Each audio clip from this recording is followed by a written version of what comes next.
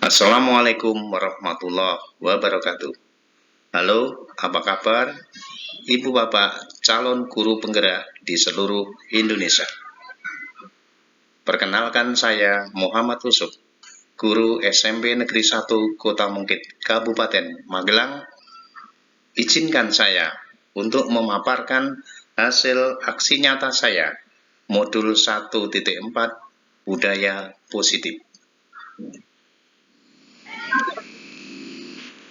Berikut ini merupakan rancangan tindakan untuk aksi nyata saya dengan judul modul Sosialisasi Pembuatan Keyakinan Kelas dan Penerapan Segitiga Restitusi di Sekolah. Yang pertama, latar belakang. Pembelajaran di kelas maupun di sekolah akan berlangsung dengan baik jika didukung oleh semua unsur yang terkait dalam pembelajaran itu sendiri. Peran guru sebagai motivator, pemimpin pembelajaran sangat mendukung terwujudnya sebuah pembelajaran yang menyenangkan dan berpihak pada murid. Namun hal yang demikian belum cukup. Guru sebagai pemimpin pembelajaran harus dapat menciptakan budaya positif yang berpihak pada murid. Penerapan budaya positif, baik di dalam kelas maupun di sekolah, akan menciptakan suasana pembelajaran yang menyenangkan, aman, dan nyaman bagi murid di kelas maupun di sekolah.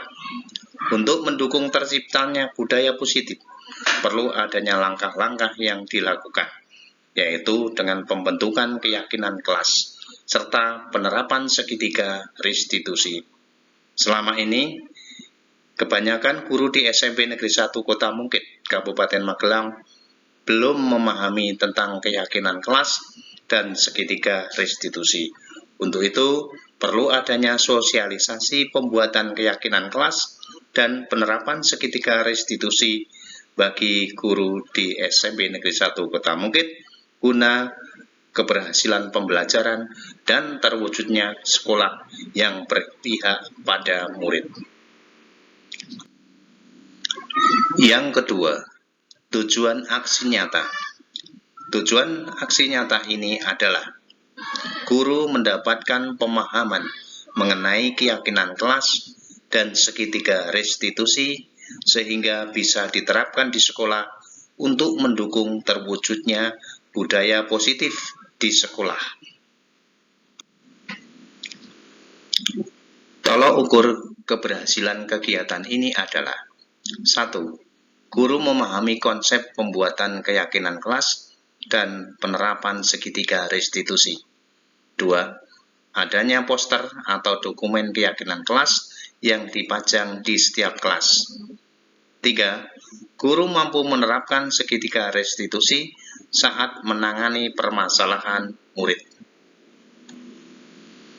Selanjutnya, lini masa tindakan yang akan dilakukan.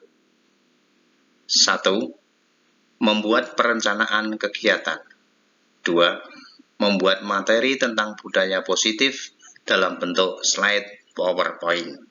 3. Berkonsultasi dengan kepala sekolah, rekan sejawat, untuk mendapatkan masukan mengenai materi yang sudah dibuat dan penentuan jadwal sosialisasi. 4. Bekerja sama dengan petugas sarana prasarana untuk mempersiapkan ruang presentasi. 5. Melaksanakan presentasi pada rekan sejawat. 6. Refleksi kegiatan. Selanjutnya, dukungan yang dibutuhkan. Yang pertama, dukungan berupa masukan, izin pelaksanaan kegiatan dari kepala sekolah. 2. Dukungan dari rekan sejawat atau guru yang berupa masukan dan keikutsertaan kegiatan sosialisasi. 3. Sarana prasarana dan petugas yang mendukung pelaksanaan kegiatan sosialisasi. Assalamualaikum warahmatullahi wabarakatuh. Waalaikumsalam warahmatullahi wabarakatuh. Selamat sore Saudara Ibu Bapak yang saya hormati, Ibu Nini SPD, Kepala SMP Negeri 1 Kota Bukit, Ibu Bapak yang hadir di forum diseminasi modul 1.4 calon guru penggerak pada sore hari ini. Terima kasih atas kehadirannya. Mari kita mulai kegiatan diseminasi pada kesempatan ini. Saya mengusung calon guru penggerak Angkatan 8 dari Kabupaten Magelang akan memaparkan diseminasi tentang budaya positif.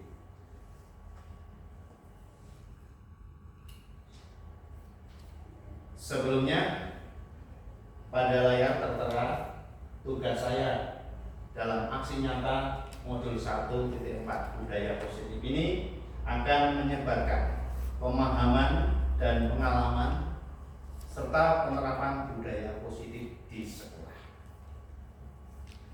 Sebelumnya saya ucapkan selamat datang Bapak Ibu guru yang hebat. Mari kita belajar bersama, berkolaborasi, saling memahami dan saling mendukung satu dengan yang lainnya guna mewujudkan budaya disiplin positif di sekolah kita yang kita cintai. Setuju Bapak Ibu? Setuju. Oke, saya lanjutkan. Yang pertama, konsep utama dalam modul 1.4 yang saya pelajari tentang budaya positif ada 6 konsep pokok di sana. Yang pertama yaitu perubahan paradigma belajar. Kemudian yang kedua disiplin positif. Yang ketiga kebutuhan dasar manusia. 4 motivasi perilaku manusia. Yang kelima posisi kontrol restitusi. Keenam keyakinan kelas. Dan yang ketujuh segitiga restitusi. Bapak Ibu, mari kita pelajari satu persatu dari konsep utama modul 1.4 tentang budaya positif. Yang pertama mengenai perubahan paradigma. Jadi pembelajaran dengan paradigma baru itu dirancang berdasarkan prinsip pembelajaran yang terdiferensiasi.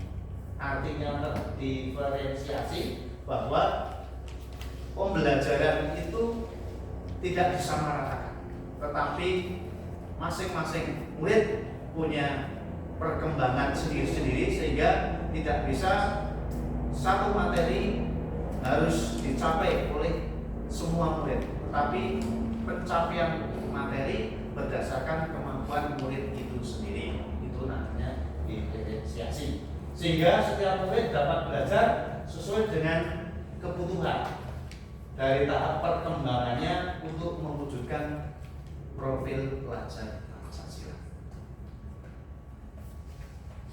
Yang kedua, konsep yang kedua dari budaya positif yaitu disiplin positif.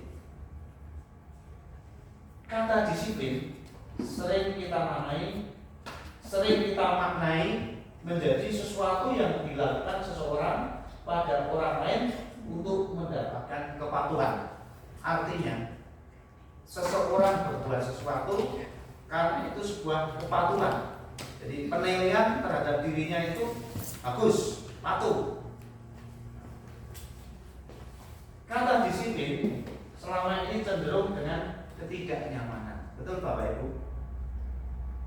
Kalau kita menghadapi kata disiplin yang ada di situ ketidaknyamanan. Tetapi kalau disiplin itu menjadi suatu kepatuhan, barangkali akan berbeda. Ya.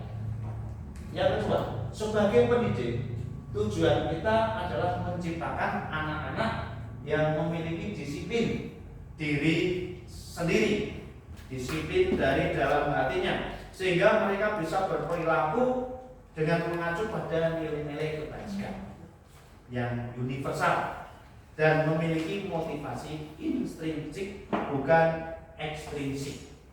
Artinya untuk poin kedua ini, kita sebagai pendidik ini harus bisa menciptakan suasana batin murid atau anak didik kita untuk berperilaku dengan mengacu pada nilai kebajikan, bukan nilai lawan kebajikan atau nilai kesalahan.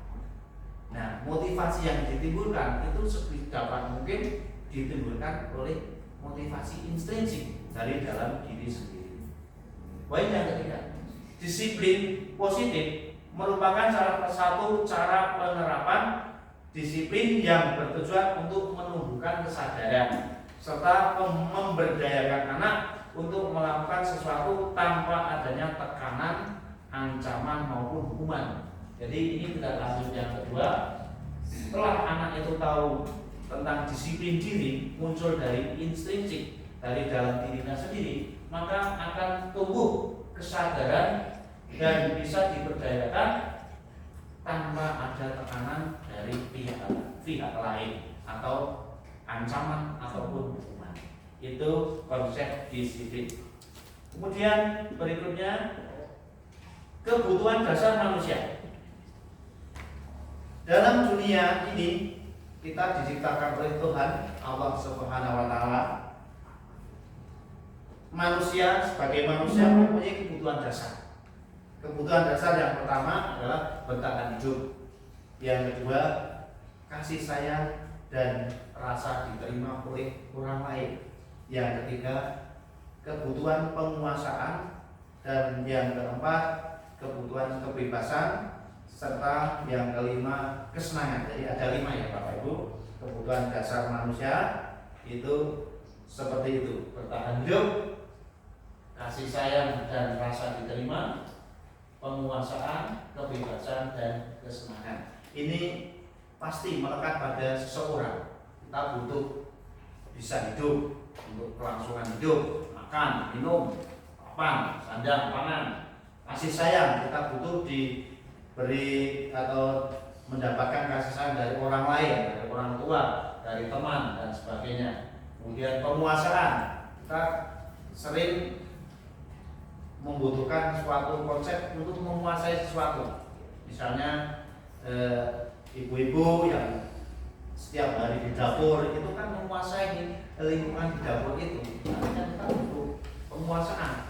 Ibu-ibu di sekolah sebagai pengajar, bapak ibu di sekolah sebagai pengajar, maka butuh penguasaan di dalam materi, penguasaan di dalam kelas dalam membimbing anak-anak. Kemudian kebebasan. Nah, kita juga membutuhkan kebebasan tanpa ada tekanan, tanpa ada pengaruh sebagai manusia yang bebas. Dan juga kita butuh kesenangan atau hiburan untuk merelaksasi otak kita agar bisa cerah kembali. Itu Bapak Ibu mengenai kebutuhan dasar manusia. Selanjutnya konsep yang berikutnya yaitu motivasi perilaku manusia. Motivasi merupakan dorongan yang timbul pada diri seseorang secara sadar atau tidak sadar untuk melakukan suatu tindakan dengan tujuan tertentu. Di dalam motivasi sering ada pernyataan kita menghindari ketidaknyaman dan hukuman.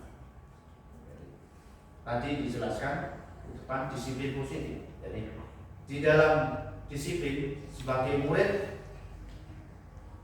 sering melakukan disiplin atau murid melakukan disiplin karena ia takut adanya hukuman, adanya ancaman.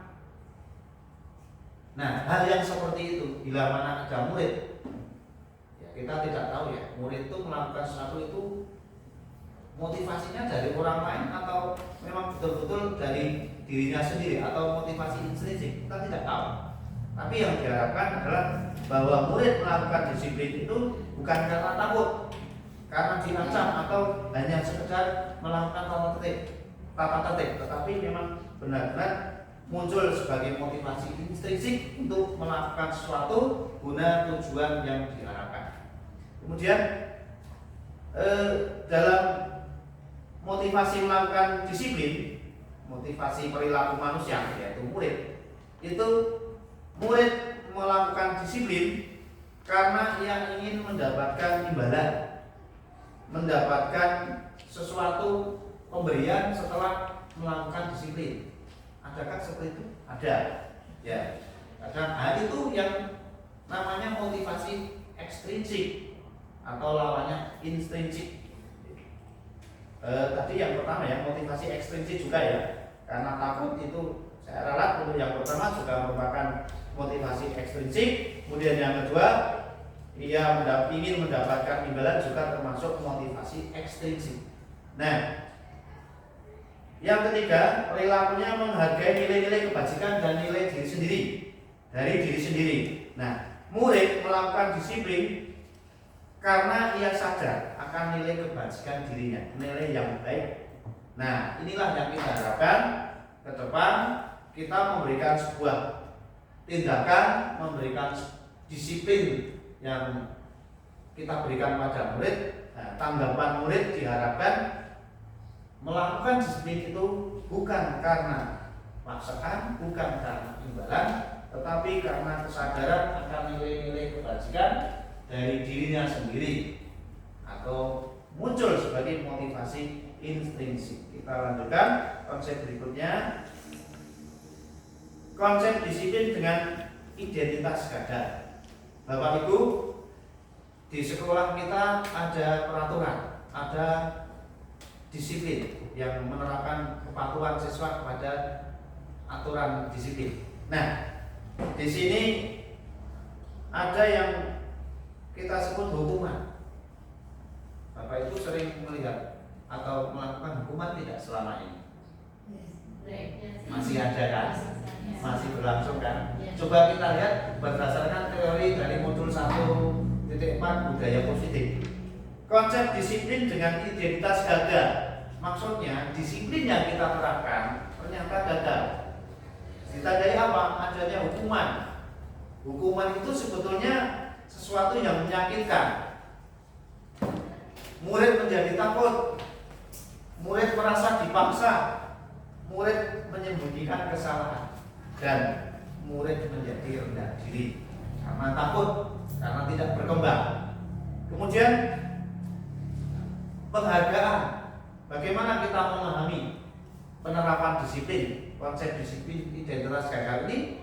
Adanya penghargaan. Bapak Ibu, selama ini kita belum paham betul apakah penghargaan itu betul-betul menjadikan murid untuk melakukan sesuatu berdasarkan motivasi intrinsik. Ternyata penghargaan dalam kategori tidak efektif. Penghargaan bisa merusak hubungan. Maksudnya hubungan dirinya sendiri. Akan terjadi pertentangan batin dari murid itu. Mengapa? Karena setelah mendapatkan penghargaan, dia akan berusaha terus untuk mempertahankan. Berarti ini adalah penjajahan kreativitas, penjajahan kebebasan. Nah, hak-hak yang ada pada dirinya menjadi tidak ada, menjadi dirampas. Dia kurang menghargai dirinya sendiri karena tidak bisa bebas. Itulah konsep disiplin yang sebetulnya gagal. Bapak Ibu, masih banyak atau di antara kita mungkin masih menerapkan konsep disiplin gagal ini. Mari kita lihat sebaliknya, konsep disiplin yang sukses. Bagaimana disiplin di sekolah kita ini agar termasuk sukses? Nah, berdasarkan nilai konsekuensi, konsep konsekuensi. Apa itu konsekuensi? Konsekuensi itu kesepakatan yang dibuat setelah anak melakukan pelanggaran, kemudian ditanya atau aturan yang menerapkan itu konsekuensinya seperti ini. Jadi konsep disiplin dengan tiap sukses salah satunya dengan konsekuensi, karena sudah ada persetujuan sebelumnya. Ketika melanggar A, hukumannya B. Nah, konsekuensi bisa menguatkan jangka pendek. Sesuatu anggapan anak, perilaku anak bisa kita kuatkan, namun jangkanya pendek. Kemudian anak yang melanggar dengan konsekuensi tertentu harus kita monitoring. Jangan-jangan hari ini bagus, besok berulang lagi atau kembali ke perilaku yang melanggar. Kemudian adanya stimulus atau rangsangan dan mendapatkan respon. Artinya pemantauan ke anak dengan konsekuensi ini membutuhkan pengamatan dan pengawasan. Murid menghormati peraturan. Nah, ketika ada konsekuensi, murid paham aturannya ini. Kemudian kalau melanggar konsekuensinya ini. Nah, kehilangan waktu untuk merenungi kesalahan. Di situ murid menjadi tidak memikirkan suatu kesalahan, sudah menganggap benar dan sebagainya. Tapi ada lagi konsep disiplin dengan identitas gagal yang kita namakan restitusi. Jadi di dalam restitusi murid bertanggung jawab atas perilakunya. Bapak Ibu, rupa-rupanya dengan konsep disiplin yang kita pelajari ini, restitusi menjadi acuan yang tepat untuk kita terapkan dalam mewujudkan pelajar atau murid yang sesuai dengan profil pelajar Pancasila. Restitusi, murid menjadi bertanggung jawab atas perilakunya. Seperti apa nanti restitusinya. Kemudian murid fokus pada pemecahan masalah dalam jangka panjang. Murid menghormati dirinya dan orang lain. Teori kontrol, dirinya memegang kontrol. Jadi dengan teori kontrol murid menjadi paham akan perilaku dirinya, selalu terkondisikan. Kemudian murid bersemangat untuk memperbaiki kesalahan. Seperti apa Bapak Ibu? Restitusi ini kita lanjutkan pada konsep yang berikutnya, yaitu konsep disiplin dengan pendekatan restitusi. Sebuah cara menanamkan disiplin positif pada murid. Bapak Ibu, apakah restitusi? Restitusi adalah proses menciptakan kondisi bagi murid untuk memperbaiki kesalahan mereka sehingga mereka bisa kembali pada kelompok mereka dengan karakter yang lebih baik. Ini pendapatnya dosen tahun 2004. Jadi seperti itu restitusi, mengembalikan, menciptakan kondisi bagi murid untuk memperbaiki kesalahannya dan mengembalikan dia pada kelompoknya mereka, tetapi sudah membawa atau dengan dibekali karakter yang baik. Ciri-ciri restitusi: 1. Bukan menebus kesalahan, namun belajar dari kesalahan. Jadi restitusi mempunyai ciri-ciri seperti itu. Kemudian yang kedua, memperbaiki hubungan dengan pihak lain. Kalau murid dengan gurunya, sebuah tawaran bukan paksaan. Jadi bagaimana kita menangani murid dengan teori restitusi? Seperti itu, ada tanda-tandanya. Kita menawarkan, bukan memaksakan. Kemudian menuntun untuk melihat ke dalam diri. Jadi tidak keluar dirinya. Ketika murid melakukan kesalahan, coba lihat dari diri murid itu sendiri.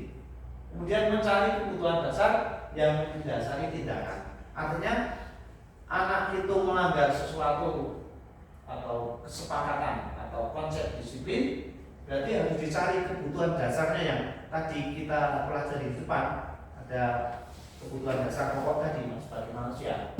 Kemudian fokus pada karakter, bukan pada tindakan. Jadi teori ini lebih ke dalam diri murid untuk selalu memunculkan isi hati nuraninya guna mengatasi masalah yang sedang dia alami dan dia pecahkan. Kemudian menguatkan. Teori restitusi bertujuan untuk menguatkan, berfokus pada solusi, bukan hukuman, bukan tindakan, tetapi menguatkan pada fokus solusi. Kita lanjutkan Bapak Ibu, itu mengenai konsep disiplin dengan pendekatan restitusi. Nah, perbedaan antara hukuman, konsekuensi, dan restitusi. Bapak Ibu, Contoh kasus yang saya angkat di sini, bila mana ada murid yang tidak mengerjakan PR, bagaimana ditinjau dari hukuman? Apakah sudah tepat? Ya. Guru menghukum murid tersebut dengan dikeluarkan dari kelas, itu bentuk hukuman. Guru memarahi murid sehingga murid menjadi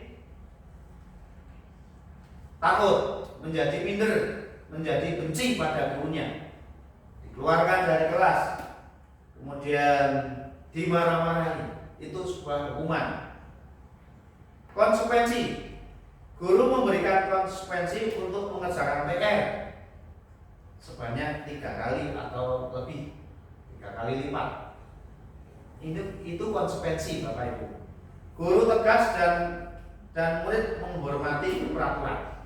Kalau sudah dihadapkan dengan konsekuensi, gurunya menyatakan kalau tidak mengerjakan PR, konsekuensinya keluar kelas, ya sudah, itu konsekuensi. Sehingga guru tegas dan murid tunduk pada aturan. Nah, bagaimana kalau dilihat dari restitusi? Restitusi, guru tidak menghukum, guru tidak menunjukkan pada konsekuensinya, tetapi guru menanyakan keyakinan kelas. Apa itu keyakinan kelas Bapak Ibu? Keyakinan kelas adalah kesepakatan bersama yang dibuat oleh warga kelas dan akan dilakukan secara bertanggung jawab. Jadi ada kesepakatan. Bedanya dengan tata tertib apa? Nah, keyakinan kelas ini lebih menekankan pada sesuatu yang abstrak dan menjadi kesepakatan. Ya. Jadi guru menanyakan keyakinan kelas. Nah, keyakinan kelas itu di atas peraturan, hampir seperti peraturan, tapi kalau peraturan kan masih ada konsekuensinya, masih ada hukumannya mungkin. Tapi kalau keyakinan itu sudah menjadi peraturan, tetapi diyakini murid dalam melakukan atau menyelesaikan masalah yang ada. Guru terbuka dan murid menghormati dirinya serta orang lain. Itu teori restitusi. Coba nanti kita hadapkan, kita lihat kasus yang ada di dalam modul ini. Kemudian konsep berikutnya yaitu 5 posisi kontrol dalam teori restitusi. 1, sebagai penghukum. Bapak Ibu, posisi kontrol restitusi ini adalah sesuatu yang menjadi keputusan guru yang akan diberlakukan pada murid dengan 5 kontrol. Nanti kita termasuk yang mana? Ya. 1, sebagai penghukum.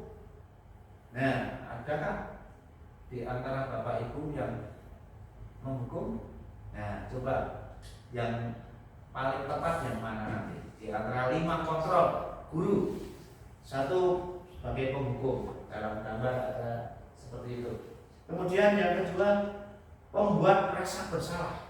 Bapak Ibu menghadapi anak yang bermasalah, tetapi dengan menyatakan anak itu bersalah, ya, sehingga anak menjadi bingung, anak juga merasa takut karena selalu disalahkan. Yang ketiga, sebagai teman dalam menangani kasus anak melanggar disiplin, ya kita menyelesaikan secara berteman, baik-baik, demokratis. Kalau saya menyebutnya ini lebih demokratis. Ada juga sebagai pemantau, mengingatkan aturannya seperti ini, kamu telah berbuat seperti ini, terus bagaimana? Dan yang terakhir sebagai manajer.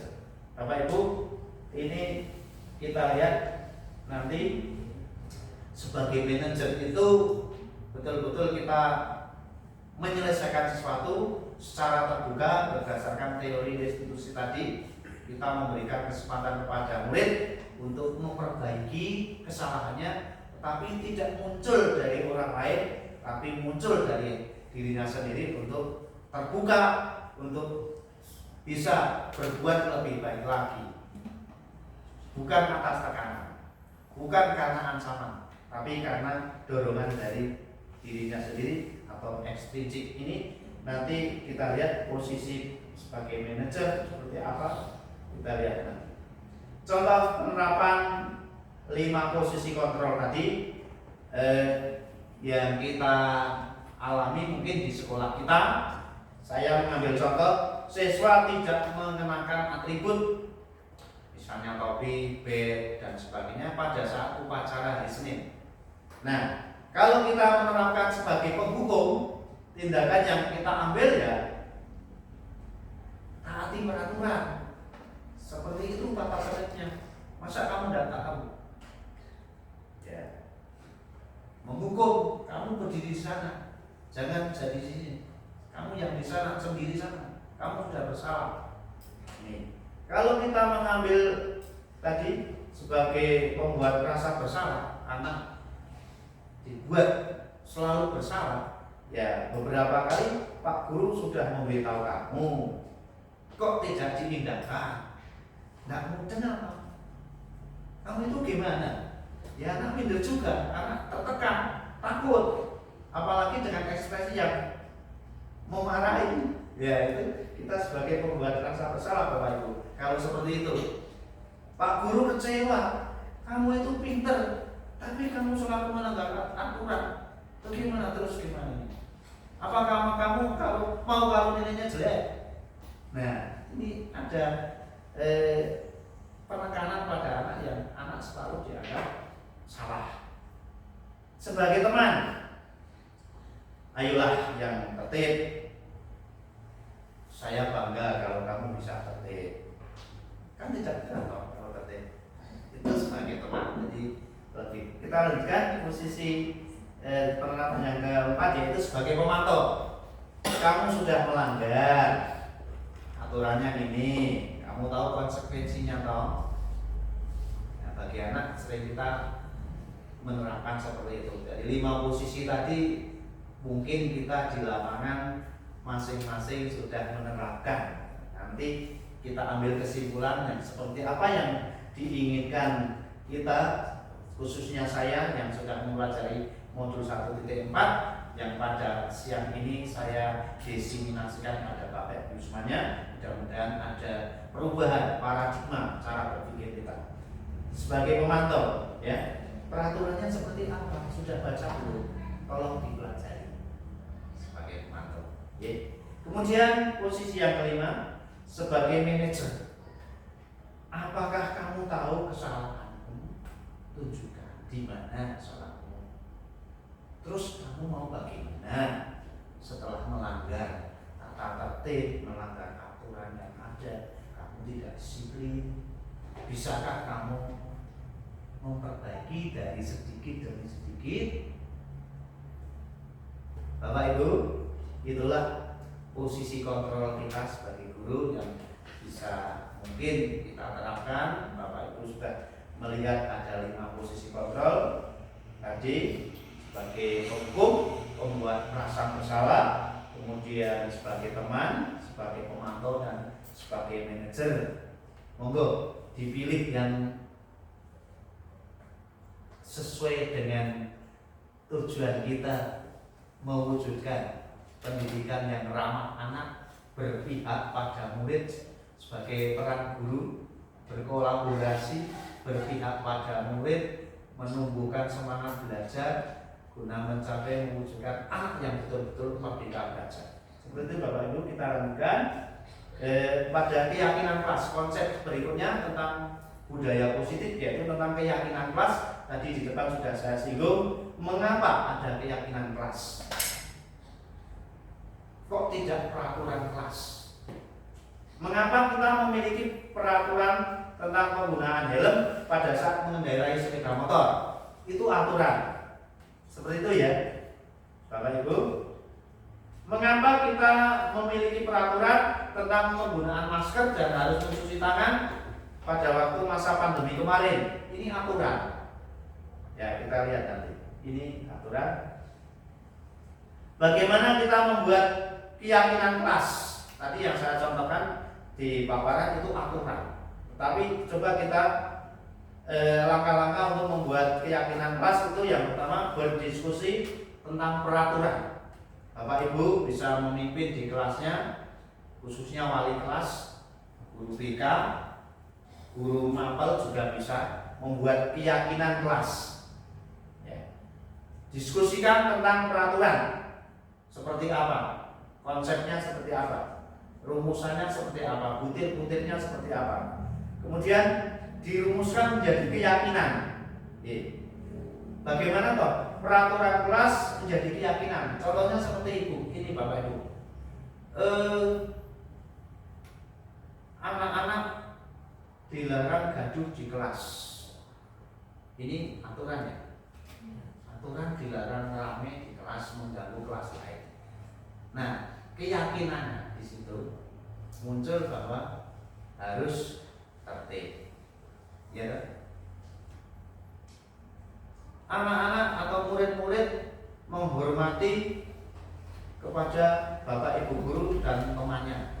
Ya, keyakinannya berlaku sopan, berlaku ramah, berlaku hormat, bersikap hormat. Jadi keyakinan seperti itu Bapak Ibu. Jadi keyakinan itu abstrak. Di balik aturan yang ada itu menemukan konsep keyakinan dalam diri kita, diri murid, diri guru. Jadi diri yang membuat keyakinan itu yang akan melaksanakan keyakinan. Jadi keyakinan itu abstrak ya. Keyakinan kelas. Nanti kita coba lihat ya. Kemudian yang terakhir dalam membuat keyakinan itu nanti keyakinan yang dibuat, aturan tadi yang sudah dibuat di dalamnya ada keyakinan itu dipahami bersama-sama, ditempatkan di ruang kelas atau di tempat untuk dibaca dan dilaksanakan. Ya, keyakinan misalnya ini Bapak Ibu, ini contoh keyakinan. Jadi keyakinan itu berbeda dengan aturan, berbeda dengan tata tertib. Jadi di dalam merumuskan keyakinan kita tidak boleh menggunakan kata-kata negatif. Kata-katanya harus positif dan mendukung, menyemangati, tidak mendeskripsikan sesuatu. Contoh keyakinan kelas 9D yang beberapa hari yang lalu setelah saya masuk di kelas, saya telah membuat keyakinan di kelas 9D. Contohnya seperti ini, disiplin waktu. Jadi masing-masing poin ini penjabarannya luas sekali. Disiplin waktu. Apa keyakinannya di situ Bapak Ibu? Anak masuk ruangan sesuai waktu. Anak keluar ruangan sesuai waktu. Belajar semangat dan percaya diri. Jadi rumusan keyakinan ini universal, lebih luas, tapi dilaksanakan dari dirinya sendiri dan sebetulnya abstrak.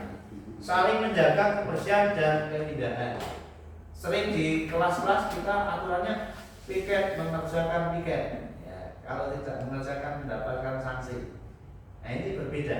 Keyakinan cukup dibunyikan atau disampaikan saling menjaga kebersihan dan keindahan. Kemudian saling menghormati sesama, saling bekerja sama dan bergotong royong, menghargai guru atau teman yang sedang berbicara. Tadi saya mencontohkan dilarang berbicara, cukup diganti dengan menghargai guru atau teman yang sedang berbicara. Selalu menerapkan 5S: salam, sapa, senyum, sopan, dan santun. Ini. Kemudian menerapkan budaya literasi. Ini contoh keyakinan yang kita buat di kelas 9D. Bagaimana membentuk keyakinan atau ciri-ciri keyakinan tadi bisa terwujud? Keyakinan kelas itu sifatnya abstrak, ya, lebih dalam, lebih bermakna daripada aturan. Kemudian pernyataannya universal, berlaku untuk siapa saja, dibuat dalam bentuk positif, jadi kalimat-kalimatnya bermakna positif.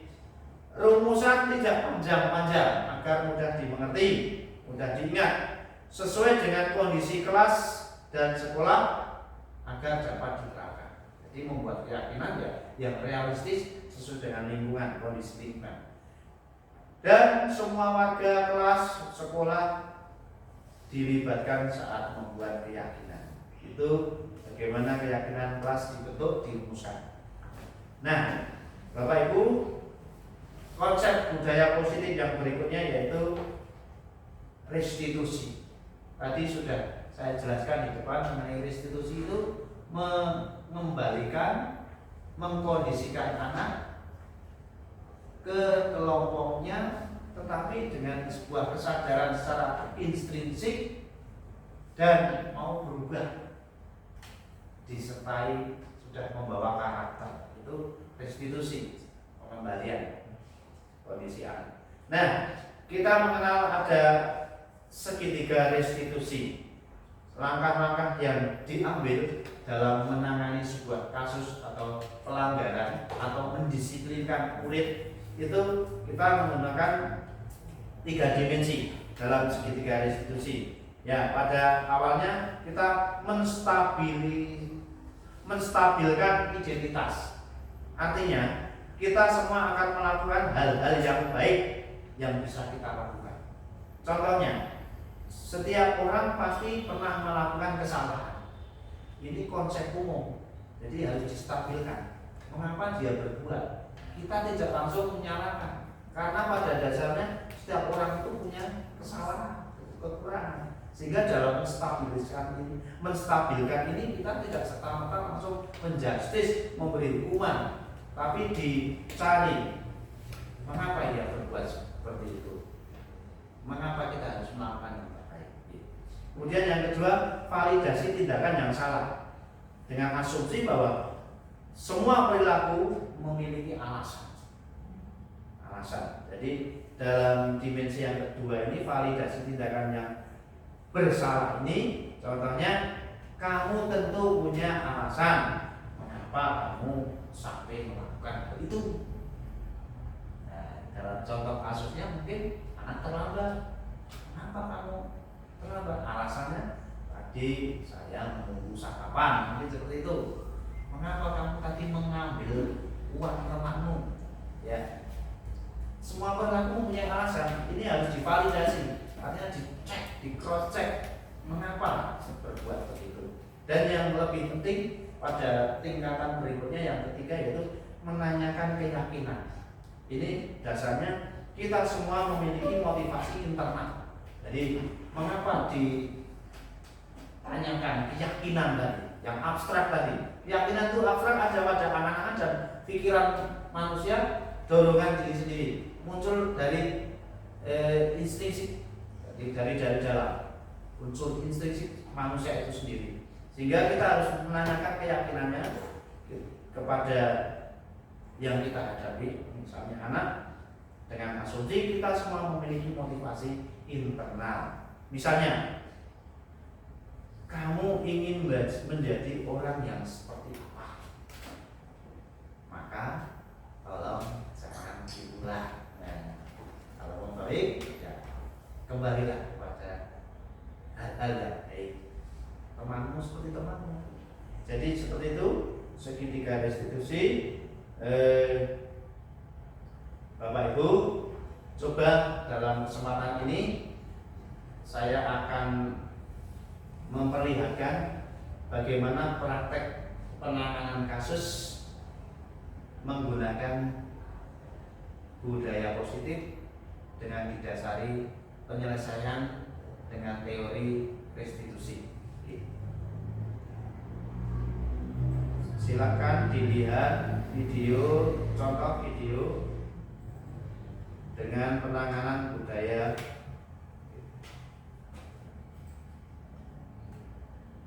Line in mode.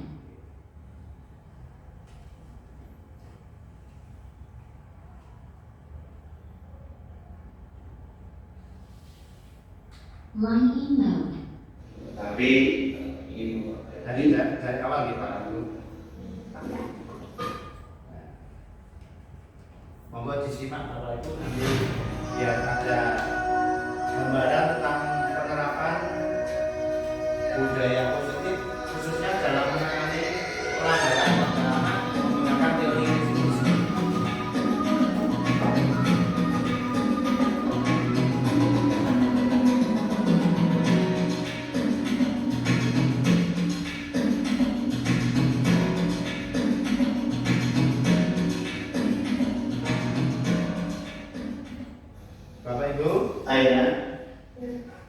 Ini sebelum kita melihat video, kasus yang pertama bernama Aira.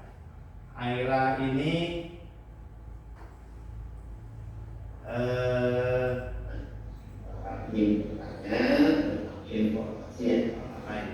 Aira ini melakukan pelanggaran. Dia berpacaran di sekolah. Ya, sesuai dengan aturan itu tidak boleh.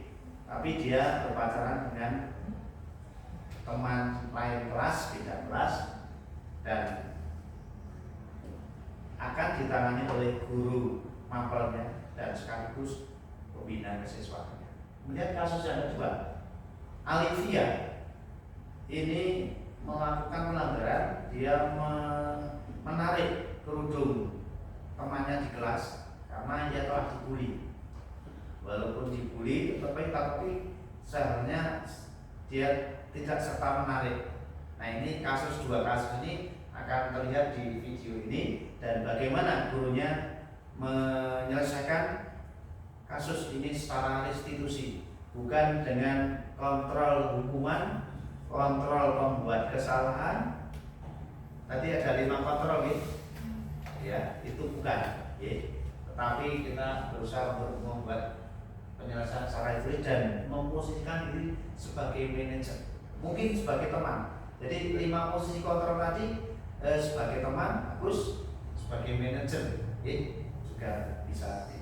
Monggo silakan disimak video pada kesempatan ini.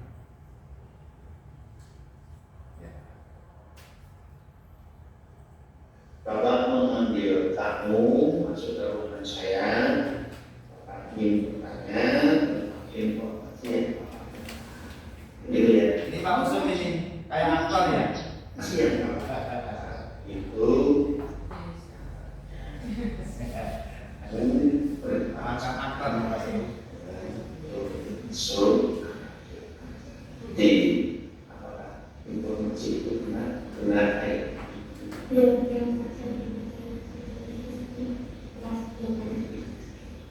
kamu nggak ngaji? Iya benar Pak, saya pacaran dengan Benzo. Power off.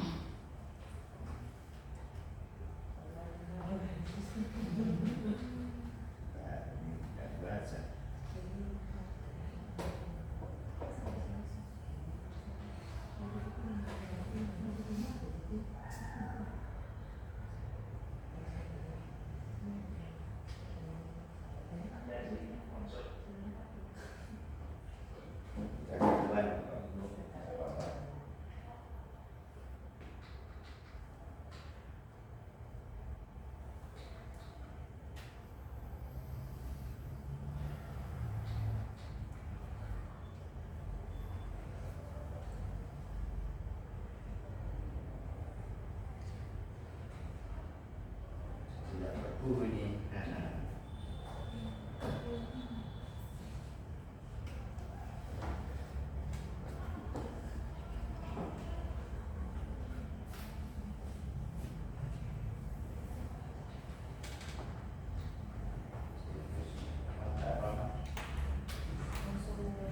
Ya, pertama speaker saja. Speaker guys.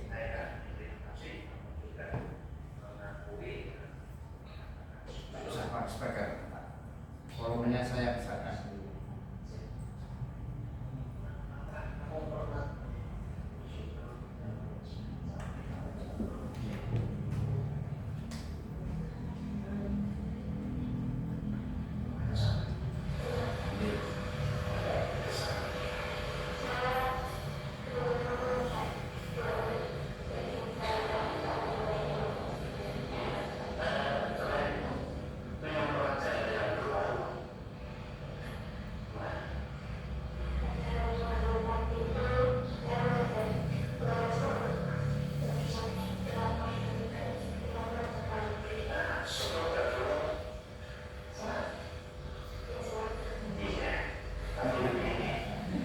Pas ya, luwes ya.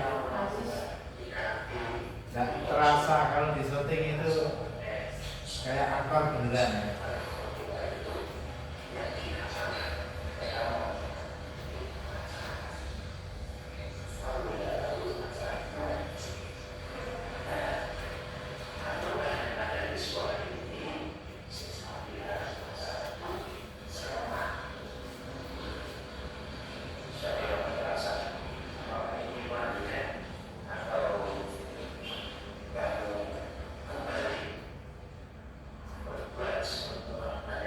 Kerjakan ya Bapak Ibu. Oke.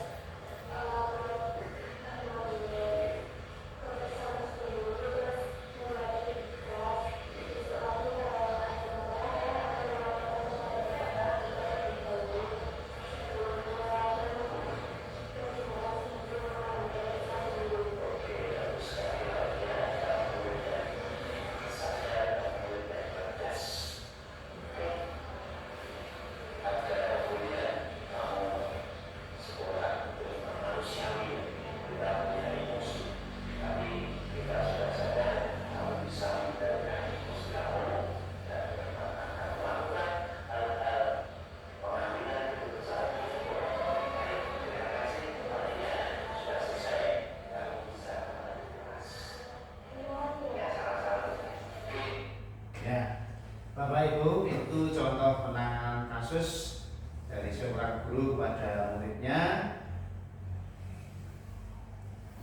Bapak Ibu, itu contoh penanganan kasus dari seorang murid yang melanggar aturan yang telah ditangani oleh gurunya menggunakan pendekatan budaya positif dengan kontrol manajer, dengan kontrol sebagai teman, dan menanyakan keyakinan kelas segitiga restitusi yang semuanya berpihak pada murid, bukan atas kepentingan dan keberpihakan pada guru atau pendidik.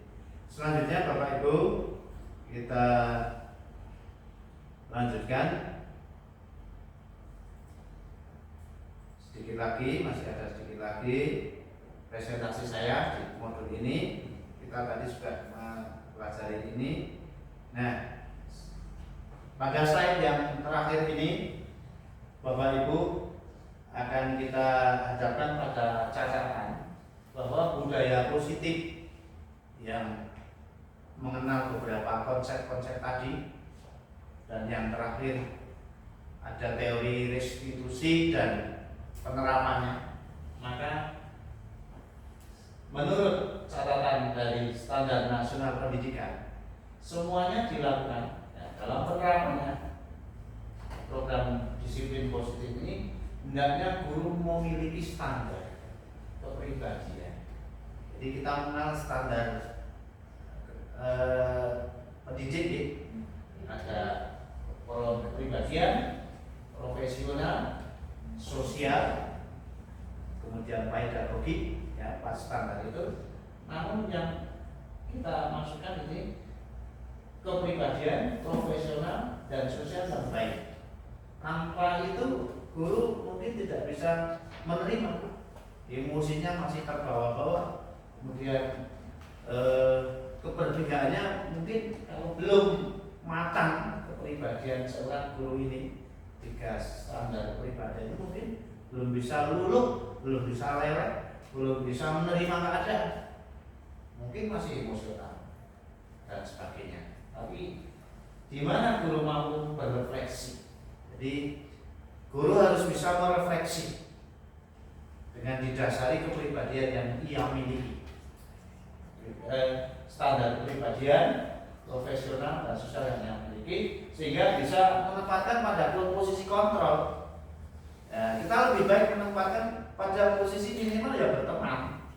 Kalau membuat rasa bersalah, apalagi menghukum, nah itulah yang tidak kita kehendaki sebagai guru dalam memerdekakan atau dalam pembelajaran merdeka belajar. Namun sebaiknya kita minimal bisa mengendalikan emosi kita, memecahkan suatu masalah dengan menanyakan keyakinan dan memposisikan diri sebagai setidak-tidaknya kita bisa menempatkan sebagai posisi manajer.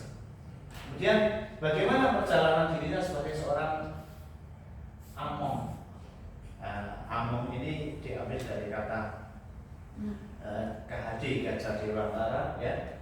Dalam prinsipnya sistem among tutpuri hadaya ing ngasoso klodo ing madya mangun kaso tutpuri hadaya, sehingga Bapak Ibu kita diharapkan ini bisa memposisikan manajer dengan menuntun anak menjadi insan yang mandiri.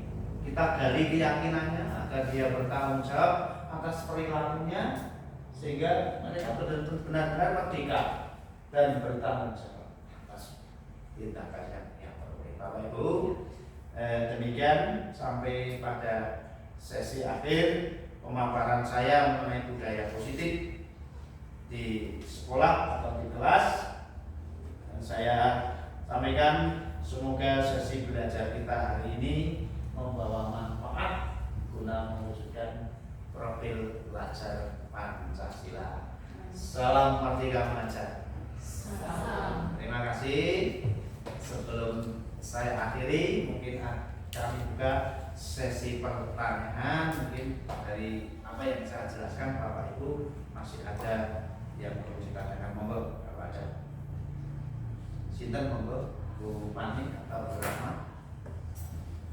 Sedapat mungkin saya jelaskan biar ke depan sekolah kita benar-benar bisa menerapkan budaya positif, begitu Bapak Ibu. Monggo kalau ada pertanyaan. Bu Rahma sudah mau ngacung tapi tidak jadi. Monggo Bu Rahma. Begini Ustaz. Di sekolah kita ini kan masih banyak guru yang belum paham akan disiplin positif ini. Terus kira-kira nanti Pak Usudin sebagai calon guru penggerak itu bagaimana untuk menindaklanjuti mengenai disiplin positif? Oke, terima kasih. Saya mengikuti calon guru penggerak. Di dalamnya ada modul-modul yang bertujuan untuk menjadi guru yang merdeka mengajar dan memposisikan murid yang merdeka belajar. Sehingga salah satu yang ada di modul 1.4 ini budaya positif. Nah, kenyataannya sekolah kita belum banyak yang paham akan budaya positif. Lalu bagaimana? Bapak Ibu, salah satu cara yang saya tempuh pada siang hari ini saya mendesiminasikan. Jadi caranya saya ketika saya memperoleh teori semacam ini, saya tularkan, saya desiminasikan kepada teman-teman. Itu berusaha cara mendesiminasikan. Nah, Bapak Ibu yang sekarang ikut hadir di sini 1, 2, 3, 4, 5 orang, saya berharap Bapak Ibu juga ikut mendesiminasikan. Nanti materinya saya aturi, begitu ya. Sehingga pelan-pelan kita akan bergeser, akan merubah paradigma pembelajaran kita dari paradigma yang lama, mungkin yang seperti apa, kita belum tahu tentang budaya positif, belum tahu tentang prinsip-prinsip yang seharusnya dilakukan dalam pembelajaran merdeka belajar ini, kita sedikit demi sedikit untuk menularkan. Jadi seperti itu Bu Rahman, nanti sedikit-sedikit dalam forum-forum tertentu dalam IHT sekolah kita beberkan. Saya siap untuk mendukung. Dan yang selanjutnya saya berharap dari teman-teman saya yang ada di sini besok ikut mengikuti calon guru penggerak, mendaftar di sana sehingga menjadi kekuatan kita untuk bersama-sama mewujudkan merdeka belajar. Seperti itu Bu Rahma. Mungkin ada yang lain? Bu Pani? Ini bagus, saya tertarik dengan keyakinan kelas. Oke. Mungkin selama ini kita akan terlalu yang terjadi selama ini kan ujungnya peraturan. Iya. Ini konsepnya keyakinan kelas itu sangat menyentuh gitu ya, menyentuh ke hati gitu ya. Mainnya di situ kan. Kalau kita selama ini di setiap mata pelajaran mungkin kita punya kontrak belajar ya Pak Sugi. Iya. Itu kan masih ada kalau melanggar yang sepakati kesepakatan kesepakatan ya. kontrak belajar itu kan pasti muncul karena pelanggaran juga muncul sanksi. Sementara di sini kan keyakinan kelas tidak ya, sifatnya kan umum. Abstrak ya, gerakan abstrak. Anak-anak itu akan dengan indikator yang kayaknya abstrak gitu, itu anak-anak itu paham, maksudnya akan bisa mencapai ke kompetensi tadi yang diinginkan keyakinan kelas itu. Ya, terima kasih Bu. Sebuah kerja yang memerlukan kesabaran. Jadi kita tahu kondisi anak-anak kita yang saat ini dengan diterapkannya tata tertib atau aturan atau kesepakatan kelas pun masih banyak yang belum paham. Maka kita harus optimis ke depan. Jadi memang sesuatu bermula dari kegagalan. Namun kegagalan itu harus kita coba, harus terus kita kembangkan lagi. Insya Allah sebuah keyakinan nanti akan terwujud. Menurut saya kita selalu berkomitmen untuk setiap saat meyakinkan anak untuk mempercayai, untuk melakukan keyakinan yang sudah mereka susun, sehingga Memang sesuatu tidak langsung menghasilkan banyak, namun kita sudah berusaha. Insya Allah nanti kalau kita mau berusaha, hasilnya pun akan berbeda. Tidak ada sesuatu yang tercapai tanpa ada usaha. Jadi yang pertama optimis dulu Bu. Optimis bahwa murid dari sedikit demi sedikit. Jadi kalau kita langsung semuanya seperti yang kita inginkan, memang belum bisa. Melihat kondisi sekolah kita yang berlatar belakang sangat heterogen di lingkungan sini, dari tingkatan ekonomi, dari tingkatan pendidikan, letak geografis yang seperti ini kan tidak mendukung. Tapi tugas kita sebagai guru yang ingin memerdekakan anak-anak, tentu kita tidak jenuh-jenuhnya selalu mendengungkan. Mari kita bentuk keyakinan. Optimis saja Ibu, optimis insya Allah. Bapak Ibu, kiranya cukup diskusi kita, tentunya sudah selesai. Saya mendiseminasikan materi tentang sedikit ini, ada kurang lebihnya mohon maaf, mudah-mudahan bermanfaat untuk kita semua. Amin. Saya akhiri. Wassalamualaikum warahmatullahi wabarakatuh.